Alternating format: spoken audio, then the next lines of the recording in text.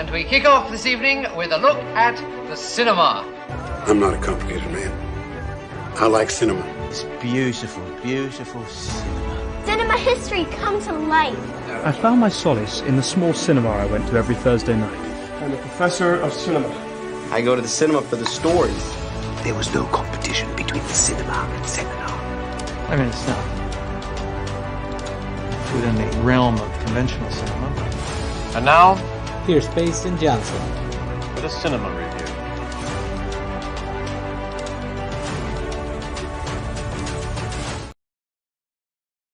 It is Monday, June 5th, 8 EST, and thank you for joining me for another episode of the Cinemasters Reviews. June 5th, Monday, 8 EST. That will be when you guys are seeing this. Of course, this is going to be our last pre-recorded one for a little while. We'll get back to live ones next week and for the forthcoming reviews in the summer. Today, we are going to be reviewing Spider-Man Across the Spider-Verse, the new movie in the Spider-Verse trilogy, directed by Joaquin Dos Santos, Justin K. Thompson, and Ken Powers, as well as the new horror movie, The Boogeyman, directed by Ron Savage. And joining me to review Spider-Man Across the Spider-Verse, the biggest Spider-Man fan that I know, especially in this community, the one, the only, returning guest, Jake Marangoni. Jake, how are you doing today? I'm doing a lot better since you called me the best Spider-Man fan on the in the community. I appreciate that a lot. Very happy to be here. Biggest Spider-Man fan. I don't like to rank my friends, but biggest Spider-Man fan. I think you can absolutely take for the brand you have called. Is that your? It's your second. The Sam Raimi Spider-Man movie is your second favorite movie of all time, right? My second favorite movie of all time, for sure. Yeah, it's just a massive, a truly important film to me. The first one and the second one is not far, so it's still in the top. That's in the top 10 still. I love Spider-Man just in general, but that's what I start with my love for. Yeah, those films. Absolutely. Well, I say we just jump right into our first review of the evening, Spider-Man Across the Spider-Verse. This is the sequel to 2018 Spider-Man Into the Spider-Verse. This film takes place a little over a year after that first film. Miles is starting to get into the groove of being Spider-Man. But as he has slowly started to take that hero role more, he has noticed himself starting to get a little further away from his parents. Not only that, there is a new villain by the name of Spot that seems to have a little bit of beef with Miles Morales that may have unknowingly been started in the first film. Not only that, we have returning players such as Gwen Stacy and Peter B. Parker, as well as the introduction of the ruler of the multiverse, that being Miguel O'Hara, also known as Spider-Man 2099. Jake, I know you already kind of gave us your sneak previews into how you feel about Spider-Man as a whole. If you'd like to delve a little bit more into that, you can. And also, I also wanted you to let the audience know, what were your thoughts on the first Spider-Verse film?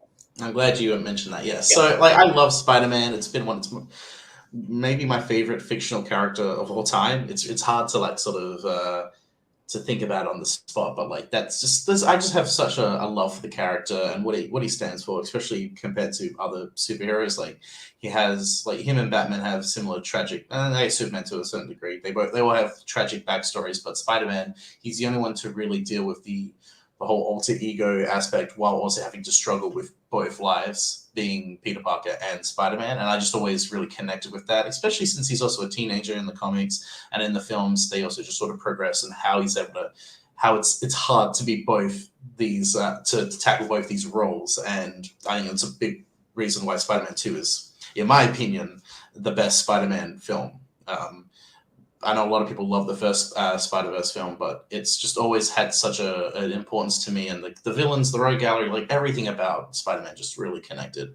When I saw Into the Spider-Verse, I was interested. I was looking forward to it. I like Miles as a character, and I wanted to see sort of how we finally get to see his story on the big screen. And I remember, I don't even know, it must have been just when the movie came out, because I didn't go into it with the absolute hype that I feel like a lot of people sort of went into, and then they just sort of fell in love with it. I just never connected with the first movie the same way a lot of people did. And then people were saying it's the best animated movie of the 21st century of all time. It's the best Spider-Man movie. Kind of got to me because I just feel like they missed major aspects of Spider-Man 2. But I was just like, I'm going to keep watching it every year and see if I will get something out of it. Like, I've never wanted to love a movie more than this film. Well, I should say Into the Spider-Verse, but it is one that has just never really connected with me the same way. So I don't really understand the hype. Like, it is just not one of those movies that I fully connect with. So that was sort of I was a little hesitant going into Across the Spider-Verse and sort of, would I feel the same way or how will I feel differently about this one? But it definitely made me a little bit more skeptical than optimistic. Yeah, thank you so much for giving that insight, Jake. I've always enjoyed the character of Spider-Man as well. The first Sam Raimi Spider-Man movie is one of the earliest movies I have the memory of seeing, and I loved those first two films a ton as a kid. I even liked the third as a kid. As I've gotten older, I realize it's not really like the best movie, but I still kind of have fun. I thoroughly enjoy Spider-Man 3. For what it is entertaining to me. The Amazing Spider-Man movies were movies I liked at the time. Going back, the first one I can still enjoy. The second one I think is very clearly the worst Spider-Man movie. It's absolutely dog shit. Yeah, Amazing Spider-Man 2. And I never really felt that, like, I was so, like, a defender of Spider-Man. Even the first Amazing Spider-Man, when I saw that, I was like, it was all right. Like, I tried to make it feel like it was better than it was, but it's a very okay Spider-Man film. But I remember coming out of The Amazing Spider-Man 2 and going, oh yeah, this movie sucked, and I can tell you every reason why. Like, it's one of those things where you go, what was bad about it? Okay, well, they do this, but they don't set this up clearly. They're trying to do other stuff in the future, but they don't want to. It's just like, I just knew exactly what was wrong with the movie. So that's so funny, because I think The Amazing Spider-Man 2 is probably my Phantom Menace in a way, where I walked out of it and I was kind of lying to myself. Like, I was so excited for that movie. And I think I just tried to convince myself, like, no, that was good. But, like, looking back, I think it is, like, the poster child, like, screw 2017's The Mummy. It is, like, the major, like, example I can think of, like, failing at setting up a franchise and not focusing on your own movie. It's overstuffed. I think Mark Webb lost track of, like, where the script was supposed to go. It just reeks of studio meddling. I do not like The Amazing Spider-Man 2. It's probably the only Spider-Man movie I can thoroughly say I hate. If I'm being, I don't like Far From Home. It's only slightly better because I like Mysterio and some of the set pieces, but that movie just doesn't do anything great with Spider-Man, in my opinion. And then, going into the MCU Spider-Man movies, I really enjoy most of them. I think Far From Home is definitely the weakest, but it's not one that I've ever had, like, the, like, hatred for that some people do. Homecoming I really enjoy, and No Way Home I think was a really, really fun movie. But purely just for nostalgia, I love No Way Home, but I mean, I do also love the action in that movie, and sort of that movie I just love that it's about the legacy of Spider-Man on the silver screen, like, just of all the incarnations. It's a celebration of the character in the movies, and I just think that's such a powerful thing, especially for, like, the both of us who love movies and Spider-Man. Like, it's a great sort of, connection with both things, and just, like, the fact that Venom is in No Way Home also, I fucking love. No Way Home was the first time for me where Spider-Man felt like Spider-Man in the MCU. Like, throughout the entirety of the MCU, for me, Spider-Man just sort of felt like a pawn in the whole thing. And No Way Home was the first one where it was like, no, this is Spider-Man. Like, no offense to all those other heroes, he's kind of elevated higher to me than all those other ones. And, like, I love the respect that movie gave him. But if I'm being honest, I am one of those people that Into the Spider-Verse is probably my favorite Spider-Man movie. I didn't have the hype walking into the movie. I was excited. I was just kind of like, okay, this is going to be something new. Let's see what happens. And I was just blown away. I love the animation style. I love the interpretation of Peter Parker. I didn't know how much I wanted an adult Peter Parker as much as when I was watching the movie. I just thought that was such a cool, unique way to show that character that we had not seen on film to that point. And I just love how it says of like, yeah, anyone can be a hero, and anyone can wear the mask, but it's up to you to decide when you want to take that leap. It's up to you if you're willing to take that swing. And I really, really love what that movie did. I like how it set up its world in a fairly like, it had a ton to set up, but it didn't feel like overstuffed like other films. And walking into this movie, I was very, very excited. And I'll be honest, this movie completely delivered for me.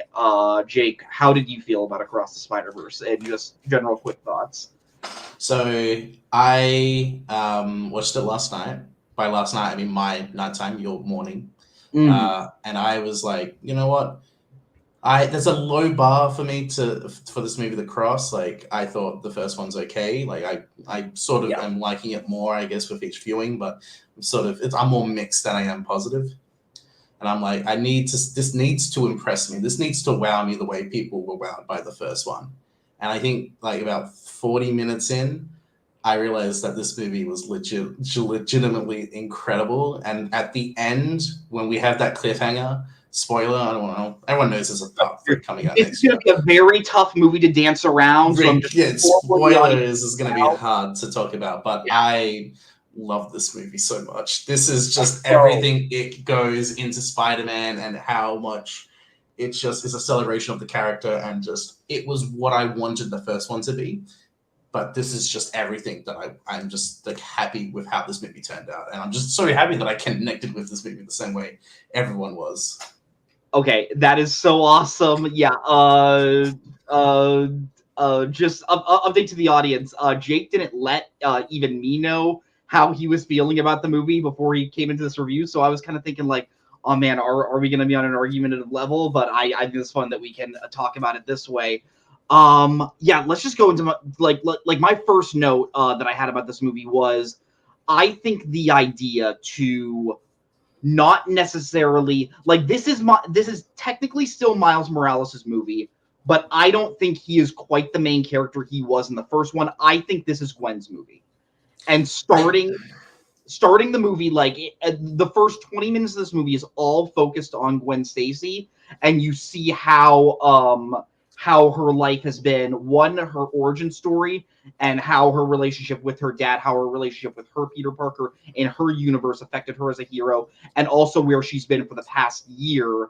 And then the movie is also bookended with her sort of wrapping up some loose ends she has with some of her family members. I think that was an excellent choice by the writer of this movie. Jake, what did you think about this version of Spider-Gwen? Yeah, I really like how they just decided they were going to just focus more on Spider-Man, because I think she was one of my favorite aspects of Into the Spider-Verse. So it was cool to just see more from her perspective for the story. Like we see her relationship with her Peter Parker and how he became the Lizard. This isn't a spoiler because it's in the first movie, but like how that sort of relationship and how she is sort of hidden herself away from everyone. I mean, there's she's part of a band and she has a relationship with her father, and how it sort of tackles these sort of themes and these ideas of how she just wants to be alone, and how we sort of see how that sort of progresses throughout the whole sequence. Because that whole sequence is almost like a short film, and how you see what happens to her at the end. And you also have a really cool looking Vulture, I would say. That's not a spoiler. Like I said, this is hard to spoil, but I think it was in the ads. It's like been... That's I would say that's not a huge spoiler, but also like that was really cool to see.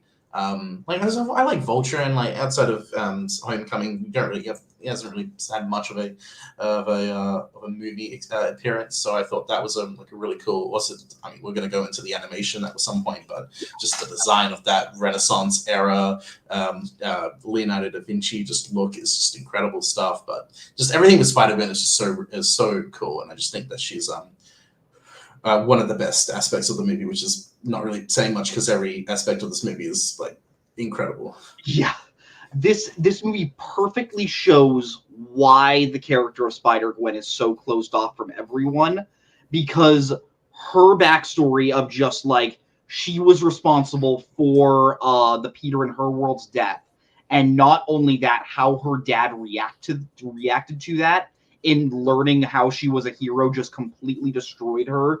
and kind of just destroyed her will and like humanity in a way. And I think that, and I like I think characters like that are kind of tricky sometimes. And I think this really, really tackles it in a great and that parallels with Miles in the first movie when he unintentionally causes the death of his uncle, which leads to his dad thinking he killed him. That has a very similar parallel, which is not to go too much into the detail of one scene later in the film, but when Gwen and Miles are talking, because they haven't seen each other in forever, and they're talking, they're upside, that iconic shot when they're upside down in the building. They talk about just how they have like a connection between the two that like other spider people just don't have. And not to, I'm sure I was gonna almost say something that I don't know if I was going to take back, but like just Gwen sort of her knowledge of who she is in other universes, I really, really liked. I love know how they just go into like, I've looked at other universes and I know who Gwen Stacy is. She is the girl who falls in love with Spider-Man. So what am I like in this whole multiverse? And I just thought that's something that's what I mean. Like when people talk about Into the Spider-Verse and they're like, I've just never seen stuff. I'm like, I feel like I've seen that in other movies, just people don't really think about it in that way. And when I watch this movie, I'm like, this is shit I've just not seen. I just love that they're just going through sort of the continuity, the legacy of what it is to be Spider-Man and like what it is to be, and I'm not going to go too much, but just say like the anomalies of being Spider-Man. Yeah, and let's get into the other main character of this movie. That is, of course, Miles Morales. I think this movie continues his story beautifully. Like I said, we jump forward a year into the future. He's kind of adjusting to the life of being Spider-Man, but I think the main conflict with Miles is he is starting to push farther and farther away from his parents just because he's starting to realize how distant being Spider-Man is kind of making him. His dad, voiced once again by Brian Tyree Henry, is very harsh on him in a way, even though you clearly always know that he does love Miles. He just doesn't quite get like how to deal with raising a teenager in this way. And his mom is kind of coming from a bit more of a nurturing background. Her mom, I wrote on the voice actress, voiced by Luna Loren Velez, who I think is excellent in this movie. One of the standout scenes is, if you saw the trailer, is Miles and his mom just on top of like what looks like a water tower, and Rio. Rio Morales, between Miles and Rio, and just like Miles doesn't tell Rio what's going on, but Rio is just like, look, I don't know what's going on, but I want you to know I believe in you and I love you and I want you to take care of this for yourself. I think that relationship was great. Miles now has a new villain, voiced by Jason Schwartzman. His name is Spot. I really liked Spot mainly because I just love the progression of just... He has a character arc in the movie. Yes, he has a perfect character arc. Because I remember when he first shows up, I'm like, okay, this guy's probably going to be like someone Miles like beats in the first 10 minutes of the movie. And then just seeing how his character continues to grow, I think is perfect. Jake, I know there's a lot I just said. What are your thoughts on Miles, Spot, his parents? Yeah, I think it's a great progression of the character from the first movie. You know, he becomes the one and only Spider-Man of his universe, and sort of the the responsibilities that he has to tackle with, which I feel like every Spider-Man sequel does, and this one does it in a very unique way. Of just the first one is so much more about his relationship with his father, and this one is more about his relationship with his mother, which I really like the parallels there. And you have that whole sequence, at the when they're talking about at the party, because it's like a party which he misses, and it's like, well, that whole sequence I think is really fun, with the cakes, and you have the armadillo guy. I'm going too much to the spoil. This is not good, but you have the whole conversation that Rio has with Miles of like, I want you to take care of that boy, my boy, and it's just the whole situation of like, I understand what's going on, and even though I may not understand because I'm your mother, there is just something that I know you have to do. And I think that's really powerful sort of stuff, like nature versus nurture, and that is sort of the dynamics between father and mother. But it's just they're really powerful stuff that I was really connecting with. Like, I just thought that whole stuff is beautiful. And then we have the Spot, who's just like He's great. I think Schwartzman is such a fantastic voice actor. Like, I can't think of much other voice performances outside of Fantastic Mr. Fox that he's done. He's but so good in that movie. He's so good. He's great in that. But just him as like his evolution. I mean, he starts off as villain of the week, and he had the whole opening or his introduction is him just like, oh, I've never stolen before. This is my first time. Let's see how this goes. Like, I've got portals that I'm still not sure how to use and all that sort of stuff. I thought that was really cool, and I was wondering how they were going to integrate him into the story because I knew he was going to be in the movie. They had announced he was going to be in it, but I was like, how does he sort of take place, and how is he going to become the villain? Because I didn't really know if he was going to be the central antagonist, which he does become without going too much into detail on that. But I thought that his backstory was really interesting, and the fact that they've tied it with the first one, I really, really liked. Oh yeah, absolutely. This movie also introduces. Before we move on to that, I just think the idea that Spot has the ability to just at any point, he is the one character that at will can go into any single dimension in the multiverse.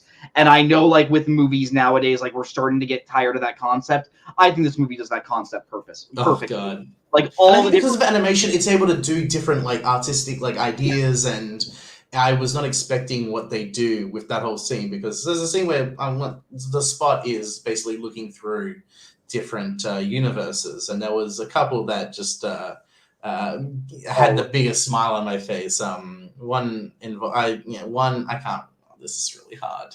One involving a character that I really, really love, and I might be the biggest fan of this character. But when they showed up, I literally went yes and put my hands up in the air. Nobody like had the same reaction that I did, like because there's other how there's other moments in the movie that definitely elicits that sort of reaction. Yeah. But for me, it was that one moment with this one character from this one franchise that I am like obsessed and love. But that just made me go, oh my God, they are able to do shit like this. And I think that's why like the animation medium is just so powerful because you can do so much unique stuff with it. It's that would just make me so happy to see that.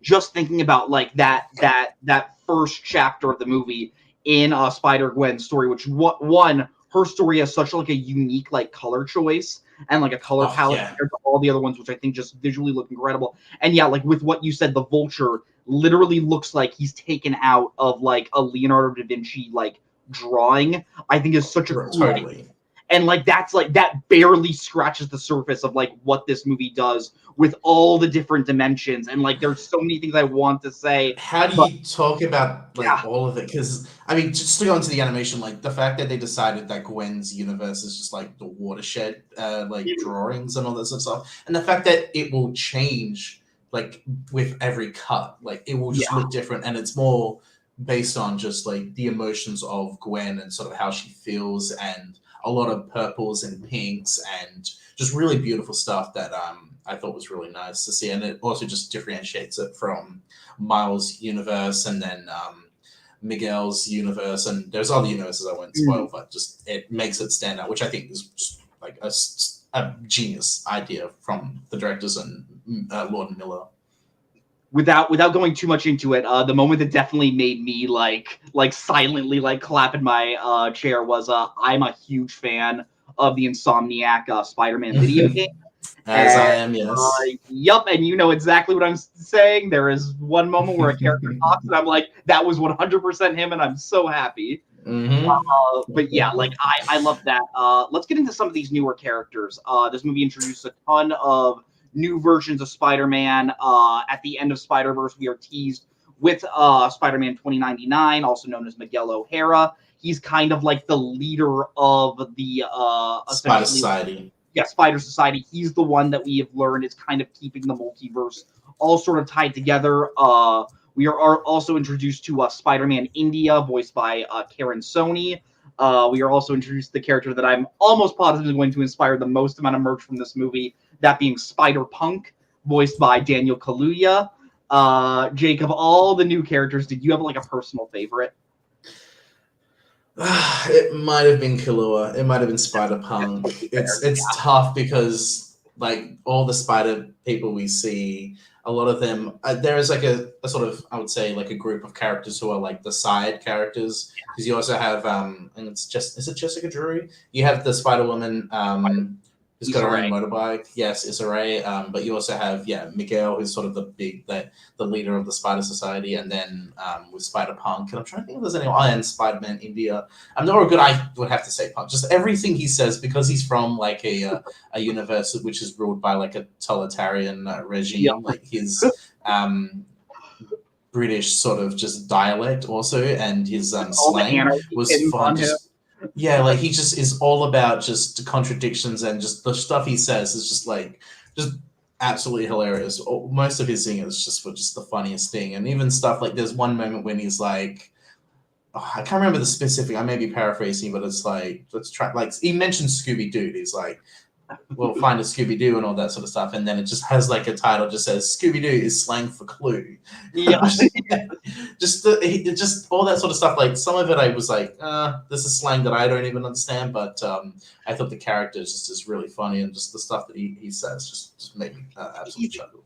He's kind of talking like Don Cheadle in the Oceans franchise, just totally. Yeah, like I personally think Spider-Man India is probably my favorite new character. I just love like overly positive characters like that, and I love how like when we meet Spider-Man India, like he seems to be like the perfect Spider-Man in a way. I don't really try at school, I just brush my hair. Just brush my hair. Dating this really cool girl. Oh, I mean, we're just friends because her dad walked by. And then the reason why we learn his world is perfect and how that fits in with all the Spider-Man, I think is really, really great, because around midway through this movie, we learn that a part of the canon thing with every Spider-Man is that they all need to go through a certain tragic event. And we have essentially met Spider-Man India before this tragic event. He's only been Spider-Man for 6 months. Yes, he's only been Spider-Man for 6 months. And without going into like major spoilers, a lot of the major conflict of the second half of this movie hinges on Miles realizing that his tragic events are not necessarily done, and him essentially deciding to choose, you know what? I don't think I want to just let you make that decision without me making a choice to try and stop it. And I think what that movie has to say about like free will in a sense, just how that makes Miles sort of like an enemy of the society, I think is really, really great. What did you think about just like what this movie has to say about like making your own choices into becoming a superhero? I think it did it so effectively, and I think that's going to make me want to rewatch No Way Home, because that necessarily isn't about me. It is in a sense about being your own version of Spider-Man, but that whole conversation that they have when they like, the last thing Aunt May said to me was with great power, and then you have the other Peters go, yeah, that's what Uncle Ben said the day he died. Like, it is sort of their fate, and they all have Tom Holland's Peter in that scene realizes that like that's sort of the destiny that is the legacy of being Spider-Man. But this movie is about, well, what if I can stop it? Can it be stopped? Will there be greater circumstances because of this? And obviously they are going to go more into it with Beyond the Spider-Verse, which, holy shit. But what I found really, really cool about that is that it's not it's up to Miles in this sense, because he's unlike, it's hard to spoil this movie. It's hard to not spoil this movie. He's unlike other Spider people.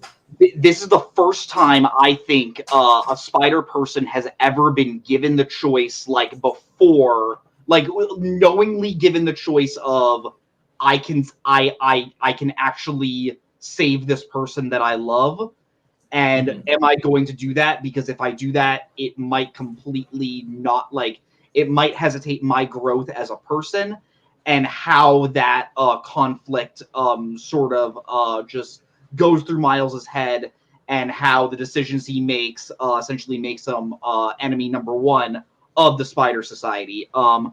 It's tough to go into his character without spoiling stuff, but Oscar Isaac is so good as Miguel O'Hara. I was so hyped. Like that post-credit scene at the end of the first one is really funny, but also just the fact that they set up 2099 is going to come for the sequel. I just think that he's just fantastic, and he's not the villain, but he is an antagonist. I think that is what makes the movie way more interesting than you'd think. Yeah, he has gone through every tragic event you can possibly think of, and you can see how it has completely broken him down and made him so like by the books in terms of being a hero. And I just think the way how that works through this film and how that's going to work in the next film, I think is really, really interesting. That for sure. I just wanted to cut you off a little bit. It's starting to rain here. Are you getting it on mic? Is that too no? I don't hear anything. Okay, cool. So I was to hear it, and I'm just like, it doesn't sound great, but yeah. We got to talk about the animation. Let's go into it. I don't like to make too many hyperbolic statements in this review. In these reviews, this could quite possibly be the best looking 3D animated film I have ever seen.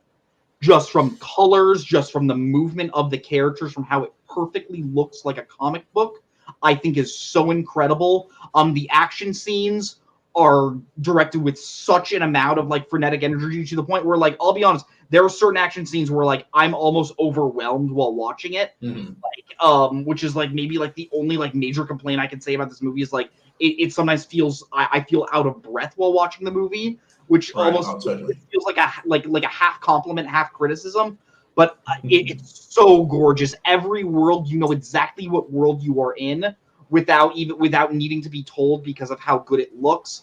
I feel influences of stuff like Akira, stuff like Blade Runner in certain worlds.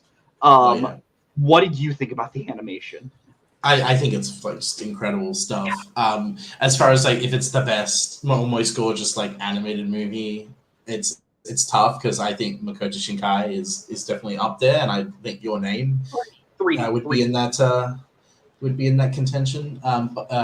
But I just like it's just incredible stuff. Like it's hard to really like get into it because it's its own type of style, and the fact that we're starting to see this influence on other movies, I think most notably the Puss in Boots movie from last year definitely took away some inspiration from Spider-Verse, and the upcoming Teenage Mutant Ninja Turtles movie definitely has that same influence. And I really like that we're stepping away from just traditionally like hyper realistic animation where it's becoming more and more about the technical aspect of just we want this to look more cleaner, more crisp. And I think we're now getting into a point where it's more about the stylization, because that's what animation can do that to a certain degree live action film cannot.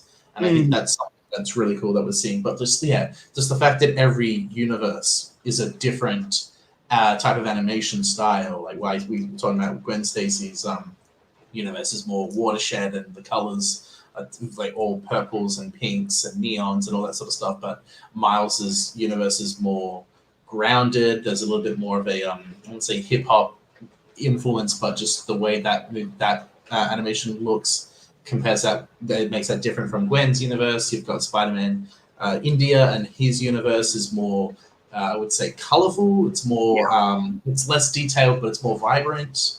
But it's just everything that they do with the animation. So also I would just say the characters as well, which is one thing they do with Into the Spider-Verse, but there are so many more characters, so many more spider people. They all have their own different type of animation style. So when you look at each one, they don't look the same. Like that's something that was done really well. I just can't believe they were able to do that with so many characters. Like some of the spider people look like it almost seems like at first glance like, oh, did the animators forget like to animate these ones? And then you're like, oh no, that's totally a choice by them to like make them look like original. And I think that's so cool. I think the fact that Into the Spider-Verse looked as good as it did, and this one looks like 10 times better in my opinion. That's not a knock on Into the Spider-Verse. It's just how much time and energy you can clearly see was put into making this movie look as gorgeous as it does. I think in the hindsight of when Beyond the Spider-Verse comes out and we sort of take a step back and look at the trilogy, I wonder how the first one's going to age, because this movie, like right after seeing it, makes that first one feel so quaint. And I'm curious what it's going to look like with the rest of the trilogy, because across this, like we've already talked about it, but just like I wasn't as strong on the first one as everyone else was, but this is just everything that I wanted the first one to be, as far as like just not just animation, but it just does so much with it that I just was like, yeah, this is it, people. This is what I was hoping for, and the fact that it's able to do that and take it to such an extreme level, I just don't know how they were able to do it.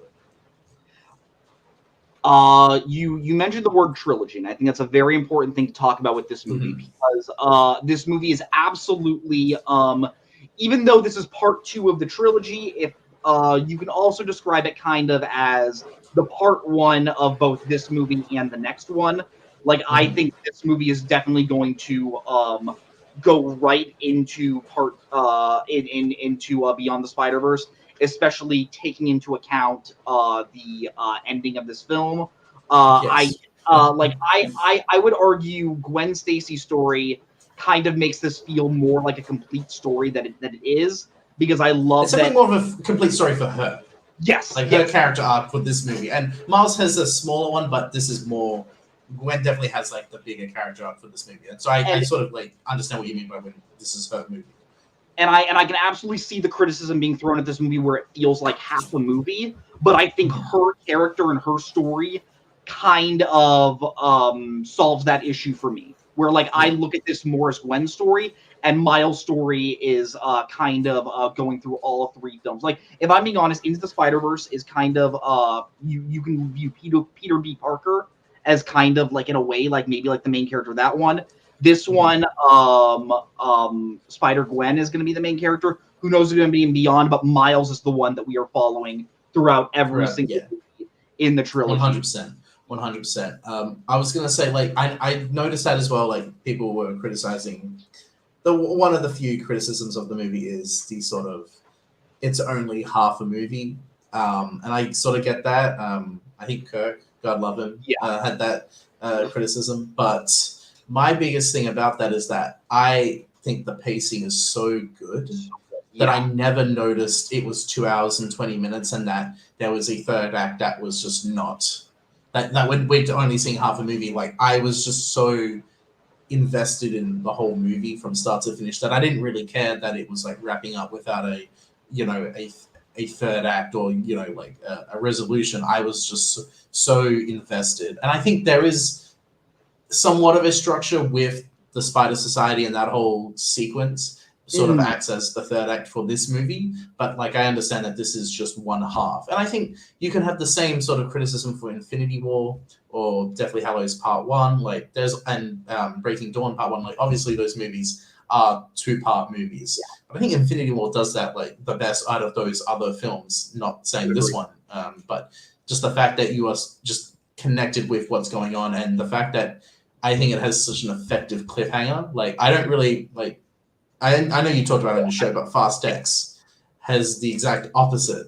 I feel of like, I am not interested in what is happening next. This one is making me go, March 2024 can't come sooner. Like, I am ready for this, and I think that's something that people need to remember as far as just like, yeah, this is obviously not the whole story. This is only one half, but I think the pacing is so well for a movie that's 2 hours and 20 minutes. Like, it's incredible that you're never just bored by anything. And I'm just like, I'm ready for the next part. So, and also when that movie comes out, it's gonna change, I would say, certain people's opinions on this movie, as far as like, this is only one half. You get to see the whole thing. Same with Doom Part 2. I forgot that one, but when that comes out, I think that's gonna change people's sort of perception on the first movie. I talked about this with my Fast X review. The cliffhanger at the end of Fast X is beyond cynical to me. Like, it borderline had me reaching for my drink, and I was about to throw it at the screen because of how lazy it is for me. This completely earns the cliffhanger. Like, I just think the way how this movie ends, without spoiling, we are introduced to a new villain and within The seconds, revelation. yes, new revelation, and within seconds, we completely understand why they hate Miles and why they would want Miles dead with every single fiber of their being. And I think that's so perfect. And like when To Be Continue flashed on the screen, I was fist pumping. I was like, let's go. This is gonna be a long 9 months, but man, across Into the Spider-Verse, like Beyond the Spider-Verse, is already a top 5 most anticipated movie for 2024. I also really love they revealed the title of that movie in the end credits. Like I think it's like almost right after the To Be Continued, when it's like you just seen Across the Spider-Verse, but now get ready for Beyond. It reminded me of Back to the Future Part 2, that ending when it's like, stay tuned because next year Back to the Future Part 3 is coming out, where you just are already ready for the next one. And I think that's also something that, I mean, I guess it's a different medium, and also this just shows you how much they plan things out. But the fact that they had planned this to be the first part of 2, they already are planning. They already planned. They knew what they were doing with the second film. So that makes me go, they are ready for it. And the fact that it's only 9 months we have to wait or something like that, right, to March, is way more of a selling point for a cliffhanger sequel than having to wait 2 years for a movie that hasn't even been filmed yet, and they still don't know what they're doing with the Fast and Furious film. So it's just night and day how to do a cliffhanger ending. This is how you do it. And I think the fact that this movie is as good as it does, and the fact that Beyond the Spider-Verse has already been animated, they're just doing some touches on it, I think that should give you a lot of confidence as to how good Beyond the Spider-Verse has the potential to be. 100%. Yeah. Jake, before we get into final ratings, is there anything else you want to say? Anything? Oh, yes, there is one thing I want to say. So, did you notice any sound mixing issues with your viewing? Okay. Because I've heard about this, so we need to talk about this. So, the opening, I'd say like 30 minutes of this movie was like weirdly quiet for me. And I was like, I got my tickets a little later, so I was sitting a little further back than I usually like to. But like most other movies, it would not be that big of an issue. But yeah, definitely like in the opening chapter with Spider-Gwen, it felt a little quieter than I think it should have been. Did you have any issues with that? I did have the same issues. Okay. And I think I noticed, I read Will Cohen's review, and he had mentioned it beforehand, so I was sort of aware of it, but I didn't think about it until I just noticed that a lot of the dialogue was so low as far as the sound of it, where I just was like, I can barely just make out what Gwen is saying. And it was only just for the first, like you said, 30 minutes, and I sort of just didn't really pay attention to the rest of it. But I also just felt like I wasn't really hearing any of the sound effects as well. Like the score was, I could hear the score well enough. It was just dialogue and sound effects where I just wasn't sure I was hearing it properly. And there have been reports about it. Apparently, there was just something with the mixing that they hadn't fully done with other types of cinemas. Again, it's not just a US thing; it's an international sort of problem with international cinemas. I've noticed it myself. I believe there are other theaters in China that have also reported this, but apparently something to do with the opening 30 minutes, just the mixing was not properly corrected, I guess, with certain cinemas. So I definitely noticed that in the first 30 minutes, but after that, I don't know if it just went back to its normal mixing or I just was so used to it at the point, but I definitely did notice that. The sound definitely got better throughout the movie. And I think just the sound of those action scenes were really great as the movie did go on. But I was with you, like that first 30 minutes, I definitely had a little bit of a tougher time hearing what was going on.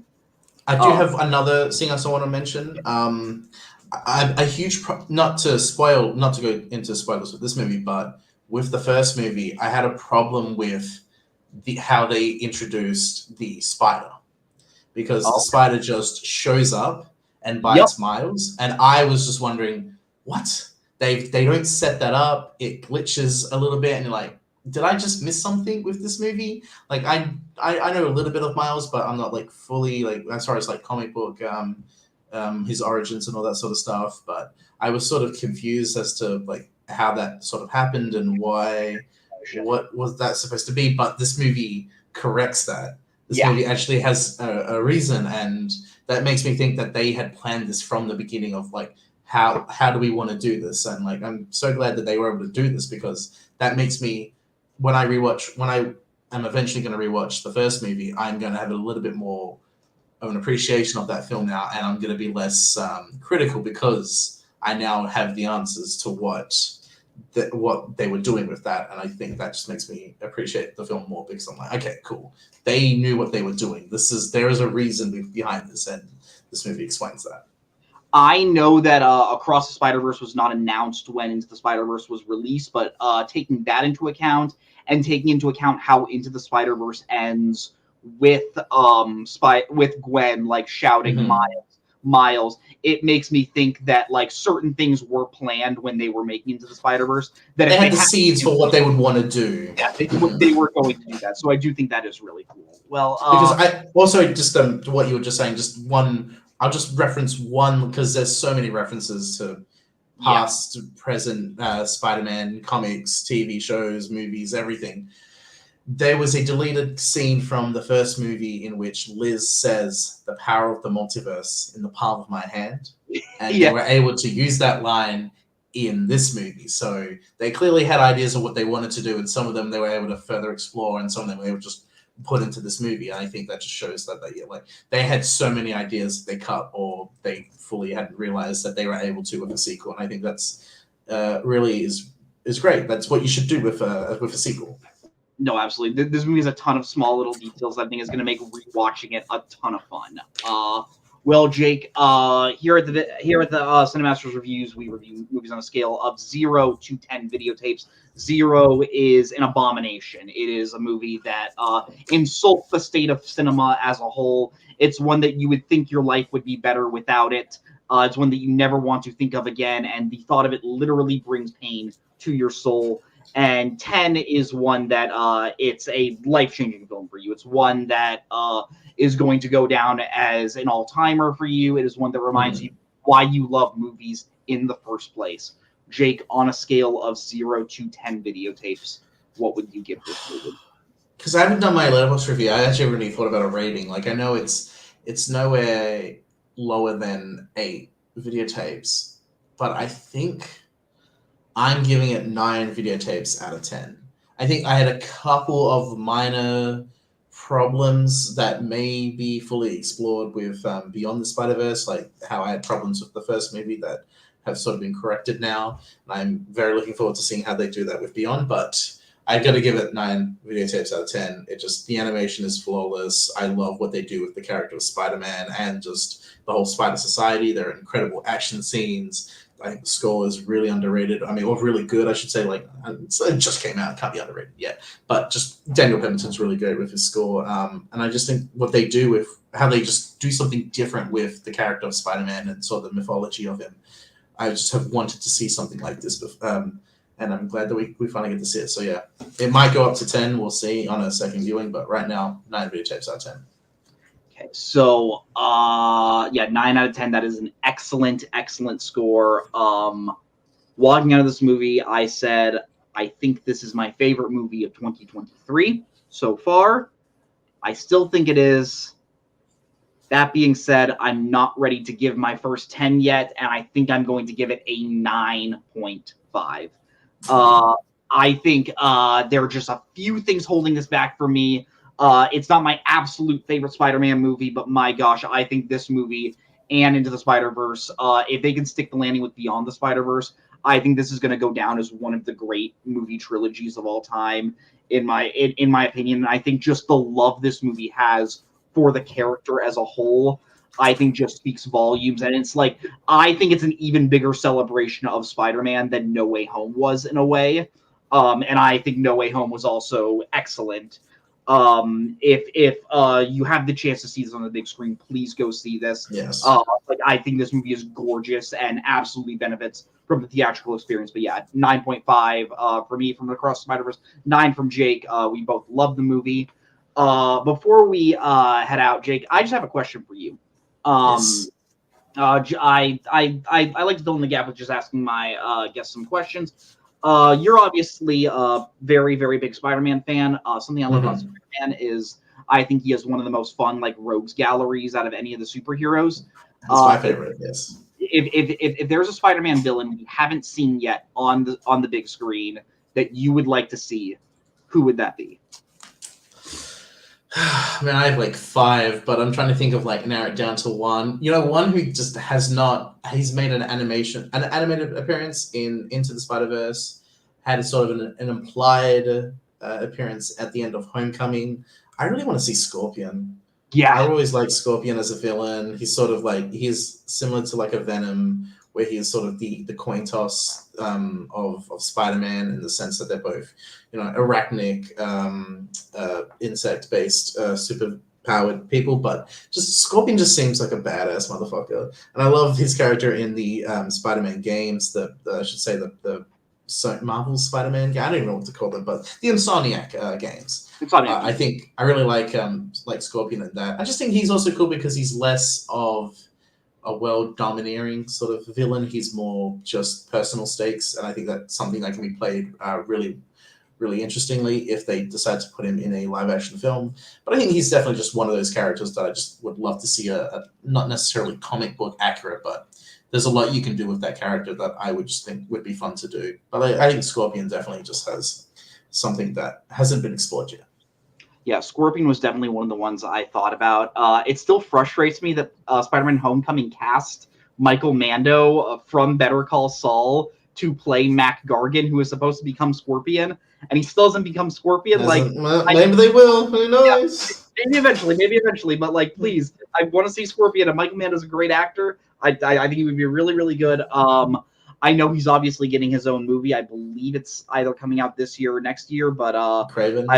I've always loved Kraven, and that's coming out October 2023. Yeah, I'm kind of ironically excited for that movie. I'm very excited. What I've heard about that movie, I'm just so excited. I mean, that is in the SSU, the Sony Spider-Man universe, which I must be the number one fan of that franchise because it's Venoms, it's the 2 Venoms and Morbius. But from what I've heard about Kraven, that it's R-rated. There's swearing. There is a Spider-Man villain who is the villain of the Kraven movie. I'm just very curious what they're going to do with that. Apparently, the trailer comes out in like this month or next, so we'll see. But I would love to see Kraven. Yeah, Kraven would be cool to see as a villain, I just love the hunter aspect of his character of like use Spider-Man as prey. And I just think that would be really, really fun to see in a movie. So hopefully Kraven the Hunter's good. I think it's at least going to be enjoyable if it's like Venom Let There Be Carnage, which I really ironically kind of like. Wouldn't call it a good movie, but I think it's a very, very fun movie. I wouldn't call it a good movie. I would call it a masterpiece, but that's just me. Okay. Jake, so thank you so much for coming on here to review Spider-Man Across the Spider-Verse. Thank you so much for having me. Yeah, is there anything you would like to plug? If you can find me on Letterboxd, just type Jake Marangoni. I also do some multiplex stuff every now and then. Fandom, Melee, Yo, This Sucks. Whenever I'm around, I do stuff. Yeah. Jake, thank you so much for coming on tonight. Have a great day. Thanks so much, Mason. Take care. It's always a ton of fun to have Jake Marangoni on the show, but why don't we transition right into our second review for the night? That would be The Boogeyman, directed by Rob Savage. This is a new horror movie from 20th Century Studios. It was originally slated to actually premiere on Hulu, but test screenings went so positively for this movie that Disney and 20th Century essentially said, you know what, we're going to put it in theaters. So I'm just going to say, awesome to that. More movies in theaters, please. With the whole movies being put onto streaming 3 weeks later, it can always look bad for theatrical releases. So it's great to always hear like a movie that was planned for direct to streaming that studios believed in to go to theaters. I always think that's great to see. But yeah, this movie is about essentially, if you know the legend of the Boogeyman, it is it kind of deals with that. It deals with a father and 2 daughters who have just recently lost their wife their wife and their mom in a car accident, and is about the dad kind of starting to get a little bit more distant from his kids. and the dad is a therapist played by Chris Messina, and he is visited by a patient played by David Desmelchian. You may recognize him from a bunch of movies directed by Denis Villeneuve, whether that's Dune or Blade Runner 2049. He also played Polka Dot Man in The Suicide Squad, and David Desmelchian tells him, hey, my children died, and people think that I'm guilty, but the thing that really killed them was this monster called the Boogeyman that preys on your kids when they are essentially alone, and when adults do not believe them. And wouldn't you know it, this Boogeyman starts to haunt Chris Messina's youngest daughter, played by Vivian Lyra Blair, and it is about essentially, can they stop this monster before it is too late. Kind of a baseline horror plot, if I'm being honest. Thankfully, a lot of horror movies can get away with that if they have a very specific element, and that is if it is scary. And I think the best thing I can say about the Boogeyman is there are moments in this movie that genuinely are very scary and very frightening. I think Rob Savage is a very promising filmmaker, and I think with what he does with this movie with limited resources, I think is really, really, really effective. I think the horror genre is always fun to see new filmmakers sort of emerge from, because there are so many cool things you can do with horror on a low budget. I think horror, honestly, on a lower budget is better than it on a bigger budget, because when you see some horror movies that are made for like millions and millions of dollars, they can sometimes get too much, and there's nothing really scary about that. And I think like the underground like nature and feeling of this movie, and like the low lighting, what this movie does with lighting, I think is really, really effective. I'll get into that later. But yeah, I think the reason why this movie overall works as well as it does, I like this movie, to kind of spoil my thoughts, but I think that is because Rob Savage knows how to genuinely get good scares out of its audience. I think the other really great thing about this movie is it has a really good lead performance from its lead actress, played by Sophie Thatcher. She plays Sadie, the eldest daughter of Chris Messina. She is the one that's essentially been kind of affected by her mother's passing the most. We see her at school. She's become very distant from specifically her best friend, and also from just other school activities. She's become distant from her sister. We see that she wants to just wear clothes that were from her mom. Every night she's looking at text from her mom, just to sort of get that remembrance. And I think this movie does a really great job at sort of showing how someone who is dealing with grief kind of processes that. And I think this movie handles that in a very respectful way. And I think the character of Sadie, something I love is her relationship with her sister and how that progresses through the film, because as Sawyer begins to become haunted by the Boogeyman, her dad just doesn't quite believe her, because her dad thinks that it's just the horror machinations of a little kid, and she's just imagining things. And Sadie is the one that at the end of the day is the one to take the initiative to say, no, I think there really is something haunting your daughter and my sister, and I think we need to take care of that. And I think that adds a really fun element to the plot of this movie. I will admit there are some. I think this movie does delve a little bit into like the conventional horror traps a bit. There are a bit too many jump scares, especially towards the beginning.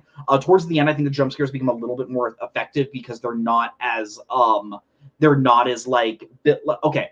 Jump scares are ineffective when a movie builds you up to it, where like it uses the music to be like, up, we're leading to a jump scare, and the jump scare happens. That's when it feels like it's cheaply done. If a jump scare just randomly happens at certain points, I think I think every horror movie can have one good jump scare in it, and I think this movie does have one towards the end. But towards the beginning, it feels a little cheap. It also uses the cliche way too many times of, oh, something horrible happens to the characters, and then you realize, oh, it's a nightmare. And that's honestly probably my least favorite thing about this movie, is that it actually does the "it was all a dream" thing multiple times, and when you do that even once, you already get annoyed. When you do that multiple times, you as the audience member just try thinking, well, why should I be invested in this movie? Because I know, oh, it could totally just be a dream. Thankfully, I do think this movie does have enough good elements in it to save it from that. The other major negative aspect I will say of this movie is you get a glimpse into Sadie's life in high school, and her best friend has essentially become friends with a group of bullies that have been just very stereotypically mean to Sadie, and it's just done to such a cartoonish level that you just sort of roll your eyes. Like, these are the types of bullies you would see in 80s movies. There's a point where they come over to Sadie's house, and just because Sadie's trying to open up a little bit more since she's been so closed off since her mom died, and one of them just decides, you know what, I'm just gonna push her into a closet and just lock her in.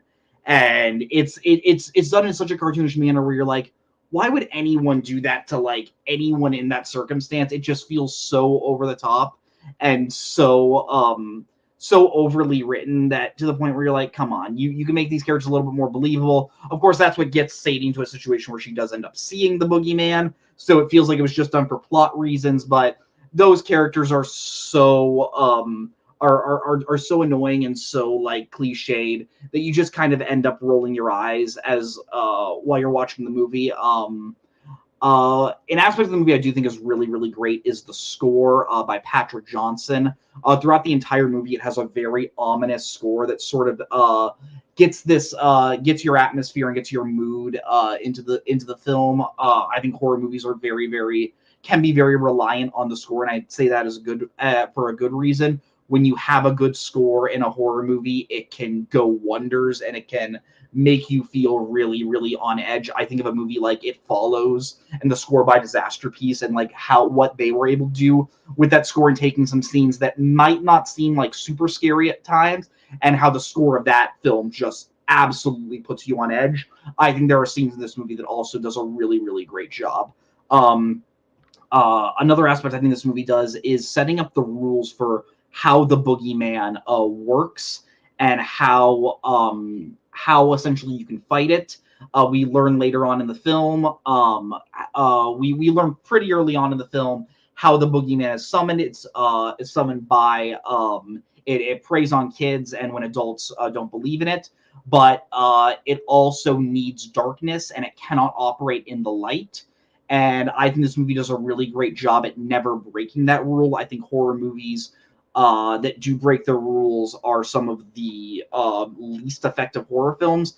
And when horror movies set up rules and they follow them, I think that always leads to a really, really great experience. And it leads you to be more on edge, because you're kind of wondering, like, okay, how is the monster or the villain of this movie going to try to like outsmart the rules in a way. And I think certain movies that do that in a really effective way, like this movie does, leads to great experiences. I think the ending of this movie is really, really fun. The movie's around an hour 40 minutes, so it doesn't overstay its welcome at all. I think the climactic scene is really great. How it uses lighting and how it uses both light and darkness to its advantage. The design of the actual boogeyman is pretty good. The movie does a pretty good job at keeping it obscured throughout the majority of the film, and I'm guessing because the budget of this movie was fairly low, so I'm guessing it wasn't super detailed, so it didn't want you to look at the designs for a super long time.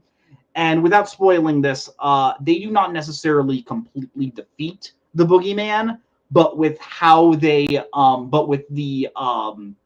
with the solution they come up with a solution that they don't have to deal with it anymore, and that they will be safe. And I think the way this movie does get to that point is a very believable way, and also a very clever way. If I had to give this movie a score of 0 to 10, I think I would give it a 7. I think this is a good horror movie. I think it's a good movie overall. There are some times where I think this movie dives a little bit too much into cliche, and that is annoying. But I think overall, I think this is an enjoyable time. If you like horror movies, I would highly recommend you go see it in theaters. If you're not a horror fan, it's probably not going to do a ton for you. But overall, I think this was a pretty dang good movie. So yeah, that just about does it for our show tonight. Thank you all for wrong banner. Thank you all for watching Cinemaster's reviews this week. Remember to like this video and subscribe to the video store. It helps us get our brand out in a really great way. This is going to be the last pre-recorded video for a while. Thank you all for watching me during this period. I just wanted to get some of my friends from Australia to come on to the show, and Monday nights are not always the best time for them because they have to work. So we did have to pre-record, but I'm very excited to be live next week. We only really, I was looking at the schedule. We only have one movie we're reviewing next week, and that is Transformers: Rise of the Beasts. We get Transformers back in theaters. What fun! A little bit of sarcasm there. But I think that movie looks pretty good. I'm fairly excited. I haven't heard too much about it, so I'm excited to go see it. I don't quite have a guest locked in. I know who I want to get for it, but I guess not quite locked in yet. So I'll keep you guys posted with the announcement. But yeah, thank you all for watching tonight. Remember to buy Cinemaster's reviews shirts and mugs over at the video store store on tpublic.com. Remember to buy our shit. We have a ton of really cool shirts. But until next time, everyone, have a great night. And the award for most vapid film review of the century goes to... Okay, movie review. Okay, I thought it was beauty. And he's now in cinema hell, where one day we'll all be reunited. This is me at the Regal Cinema crying as I did through much of the film.